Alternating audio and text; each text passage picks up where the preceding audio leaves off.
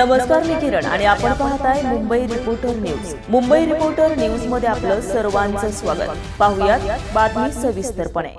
पुणे शहराची जीवनरेषा मानली जाणारी मुळा मुठा नदी लोणी काळभोर परिसरात भीषण प्रदूषणाच्या विळख्यात सापडली आहे.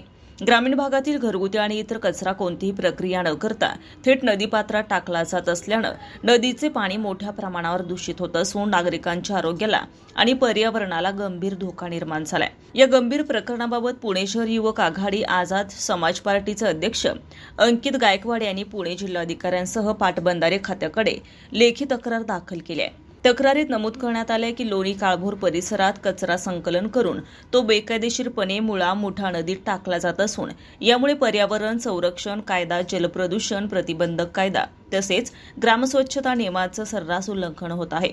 तक्रारीत नदी प्रदूषणास जबाबदार असणाऱ्यांवर तातडीने कारवाई करण्याची मागणी करण्यात आली आहे. तसेच स्थानिक ग्रामपंचायत किंवा नगर परिषदेला कठोर निर्देश देऊन नदीत कचरा टाकण्याची प्रथा थांबवावी. पर्यायी कचरा व्यवस्थापन व्यवस्था जसे की कंपोस्टिंग आणि कचरा प्रक्रिया केंद्र उभारावीत अशी ठोस मागणी करण्यात आली आहे. या तक्रारीस डॉक्टर मानसी पवार, संजय भास्कर आवारे, धनंजय भास्कर गायकवाड, सचिव आझाद समाज पार्टी पश्चिम महाराष्ट्र यांचा पाठिंबा असून खडकवासला पाटबंधारे विभाग, सिंचन भवन, मंगळवार पेठ येथेही याबाबत नोंद करण्यात आली आहे.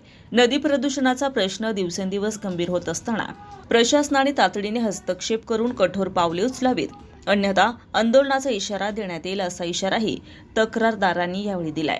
Arvind Bansode, Mumbai reporter news, Pune. ताज्या घडामोडींसाठी आणि ताज्या बातम्यांसाठी आजच आमच्या मुंबई रिपोर्टर न्यूज चॅनलला लाईक करा, सबस्क्राईब करा आणि बेल आयकॉन प्रेस करा आणि पाहत रहा मुंबई रिपोर्टर न्यूज.